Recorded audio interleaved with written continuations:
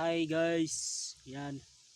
Nandito tayo ngayon sa bukid. Ayan, nakikita nyo naman.